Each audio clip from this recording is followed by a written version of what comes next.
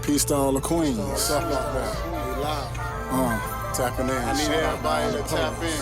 Cool people. Everybody to tap in. Eat with a poet. Subscribe. Never leak it or show Shout it. out Gotta to pull Elaina. your own weight. If you reap it, you sow it. Come eat with a poet. Gotta plant it and grow it. Drop that artificial food. Come and eat with a poet. What's up, y'all?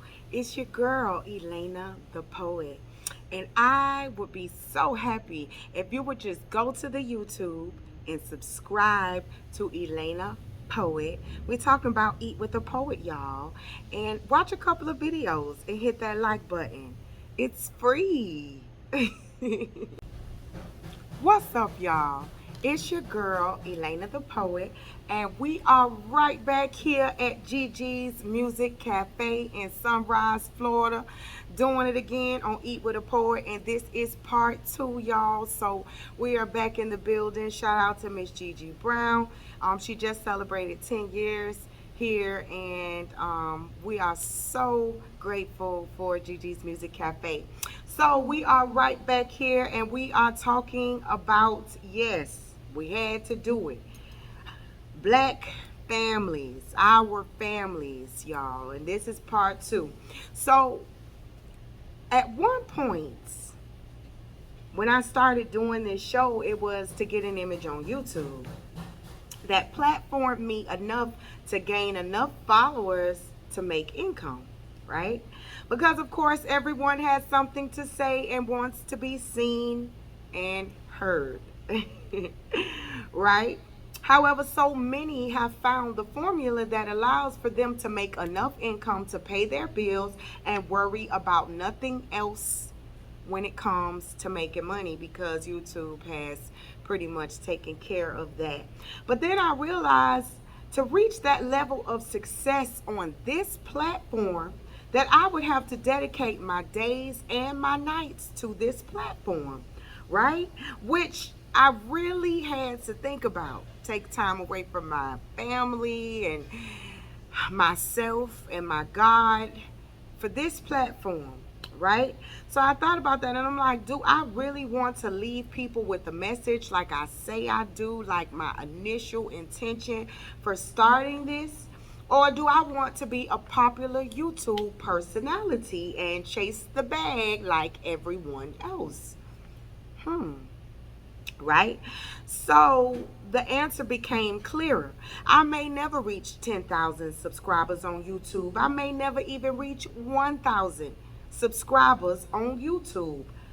But I will reach my goal of using each social media platform that I have to spread a word that plants a seed into the hearts of the people whose attention I do have. So I am talking to the ones that are actually listening to me. I thank you. I thank you. I really do. Right? And that's enough for me. I couldn't ask for anything more. Now, my entire point to that is that I am having these conversations that I feel are necessary to have with the people that I feel I would like to have them with. All right? And today, we are going to be discussing this subject with one of my very special close friends who is our guest for today. And he's been here before. But however, this topic is a different topic, and I chose him because I really respect his views and his perspective on the Black community. He has a book out called Black Fragility. He also has a book out that is called Let's Get Married and Do Everything But Make It Last. We are talking the great Dr. Adrian N. Carter. So y'all stay right there. We're going to be right back here on Eat with the Poet. Yes, we are back. And we are back with my special guest, guys. You know this face. You know this face. This is the amazing Dr. Adrian Carter. Should I say N as well? Should I put the N in? Or, you know what I'm saying? Because I don't know. You know, when people be doctors and the PHs or the Ds, you got to make sure you understand how to say it and say it right. Put some respect on it. So yes, hi, and thank you for joining me again today. It's such a blessing to have you here.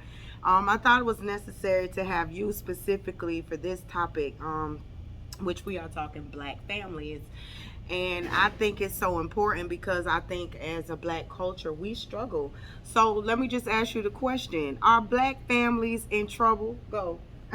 In some ways, yes. A lot of the numbers are really split in terms of economically, what we refer to as the family nucleus being broken. But it's unfortunately in a lot of instances the gulf is just widening. Right, the rich is getting richer, poor is getting poorer. So in black families and spaces where we're doing well, we're doing better than we were before. And then in other spaces, right, you can see that the distance is continuing to widen. So black families, they're growing, they're progressing. But I also think that our communities are also being further challenged. And I think uh, COVID-19 and what happened with the health crisis around that, and other things that's continue to go on in our community economically, as you see that prices have gone up, inflation. I think it continues to show that we're black families in general are not economically where they need to be, right, to be able to be sustainable on their own. Right. And that has been the case for so many generations, that we have never been a people that have even been allowed, you know, a certain, I want to say, time frame where we've just really been able to, have, build and then excel and take Right. off to where you can just see it, for generations down. It's like if you go to New York, and you see the architecture of the buildings and stuff. You can tell that they were once nice buildings, even though they're old now, and some of them have to be knocked down and rebuilt. But you can see the foundation of something that was rich in quality there, Right. and that's not something that we can truly say as a people. I was even talking to somebody about like, a lot of family homes, where back in the day your mama and your grandma owned a home and stuff like that. They had homes then, where now it's harder for us to purchase or even afford, a home, and it doesn't even look like as a people, that we have even decided to come together and say, let's do this or let's do that. Right now, there's so much mental division as far as, everybody's agenda and what it is that they're doing. So for me, it's important because when I think about us as a culture, I just sit back and I look at the Asians, and how they move, how the Asian people move together. And, I don't want to have to keep calling out other groups of culture, but it's like important to them. You know Right, what right. I'm saying? It's a big deal to them. It's how they build. Their family values are very different. You know what I'm saying? And so, let's get into this shrimp. And so, for me, it's just like, why is that not something that's important to us? Like, even when you think about Black Lives Matter, I mean, that was a movement or something that drew attention to the black people overall in America.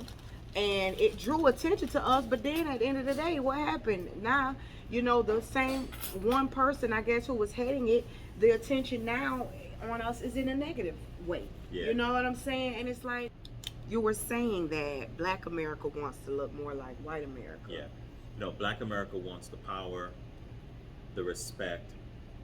It wants to have the autonomy of white America.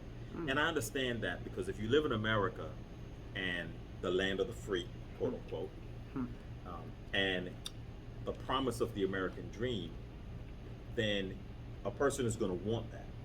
Right? That's why so many people immigrate to the United States of America. But that's just part Right. of its marketing and Right. selling tactic.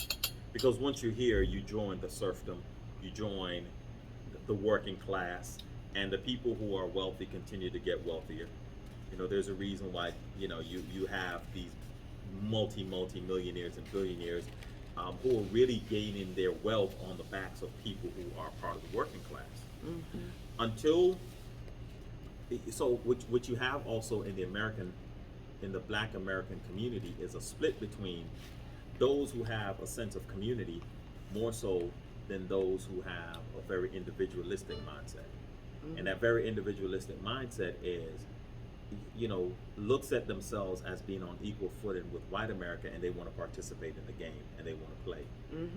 The communal, because it looks like that's what the game looks like, right? And that's what we should be playing, right? But then that also means that you're doing it in a very dog eat dog kind of way. You're doing it at the expense of someone else, but not because everyone doesn't have a black centric mentality. And I'm not saying that a person should have a black centric mentality to the exclusion of other people, but I am saying that you have to take into account where your family is, where your community is, and realize that you have your Asian community and some parts of your Hispanic community who move in a very communal sense, and who make sure that the dollar stays within in their community, and it rotates, right? And they hire other Asian people to do work, and they recycle that money within their own group. And unfortunately, so much of the imagery dealing with black people on a large scale paints us as entertainers and rappers and in the movies, and then it has a very negative stereotype. It's few and far between that you get a good positive image of black America and black people doing great things within their community. It's happening, but it's also being pushed against a narrative that also makes us look like we're more criminally minded and things of that sort. So the only way to really go around all that is to create solidarity within the black community, and we move our community along, just like how other communities are doing the best for themselves. But until black people stop wanting to be closer to white proximity, and to look closer to what success looks like with white people, we're going to continue to have these kind of challenges. And I think that's very true, but I also think that family plays a big role in the mindset of the way people are functioning. And I think that a lot of, with us as black people or black culture, is that we have not had the proper foundation when it comes to having as a way of gaining success, and it's not taking ownership of those behaviors that undermines the family nucleus and undermine the black community overall. So to your point about black families, it's hard to pass. Well, I won't say it's hard to pass down what you don't have, because what you will pass down is what you do have. So if you have inexperience, you pass that down. If you have bad practices, bad money management practices, you're gonna pass that down, right? So unfortunately, a lot of our families in the space of white supremacy, right, it has struggled. But what black fragility is about is not pointing finger at where white supremacy has handicapped us. It's just taking inventory of where we have undermined our own selves, and that's two different things, right? If you look at it in a very personal relationship, a person may say, they may want to break. They're in a romantic relationship, and in that romantic relationship, it's like you may say, oh, the person's treating you bad, and at some point you're going to be like, well, you know what? You got to take some personal accountability for how the person's treating you, and you got to decide if you want to stay in that kind of a relationship, right? We understand that well when we talk about it on a personal level, right? Like, you have to make better decisions for yourself and not allow the person to and not enable the other person, right? You have to teach a person how to treat you, right? We'll say that. So we understand that same concept, when we're talking like romantic relationships. To me, it's the same principle when you look at us as a community.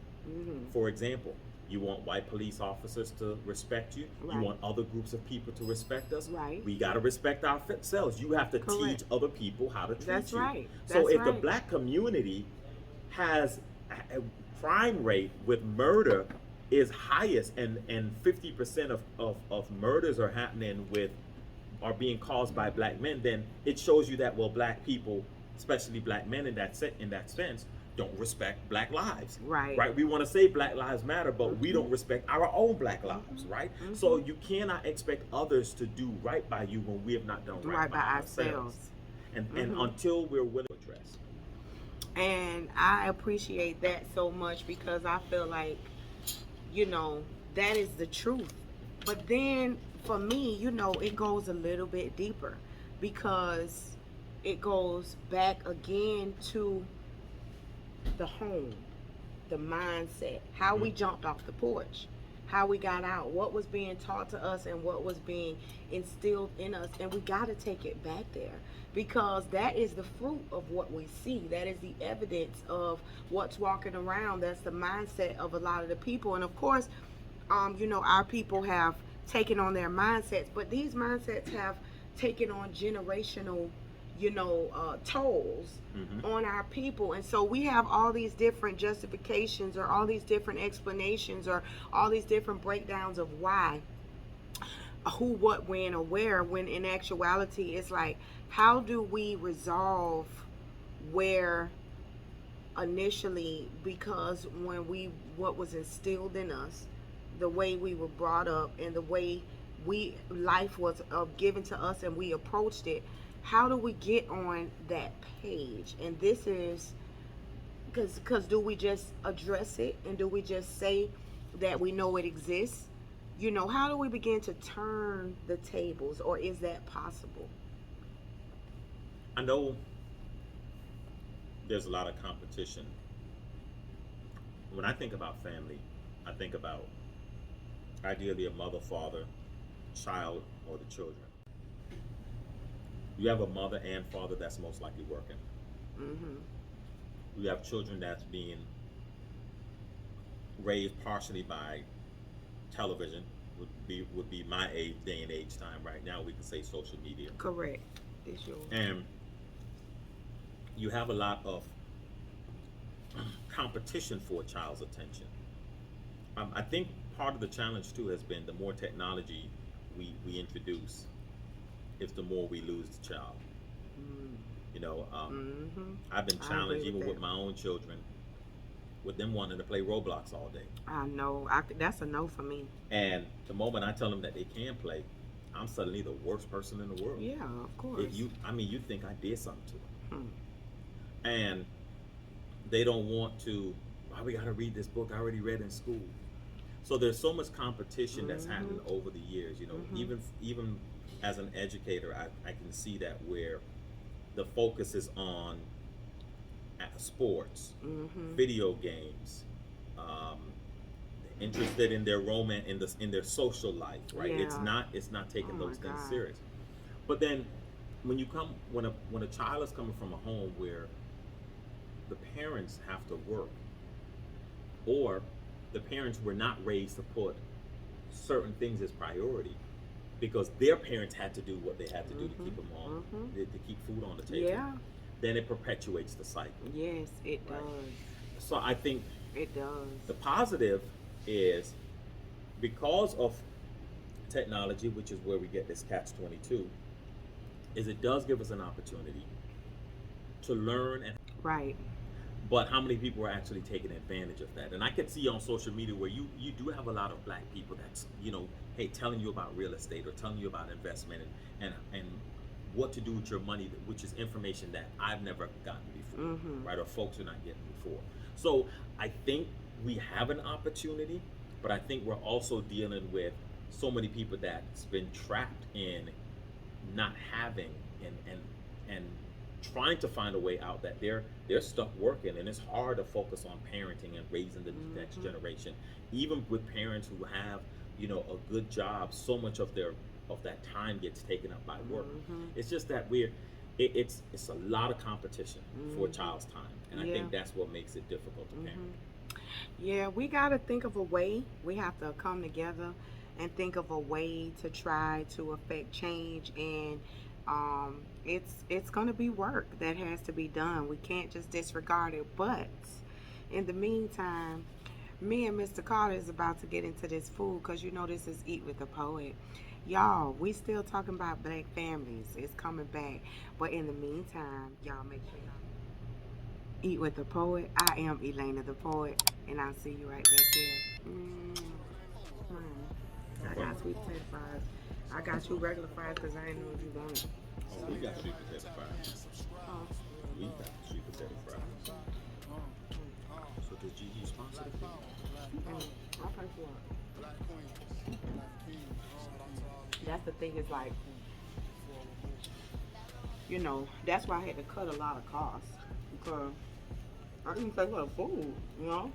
Again, paying bail and, you know that.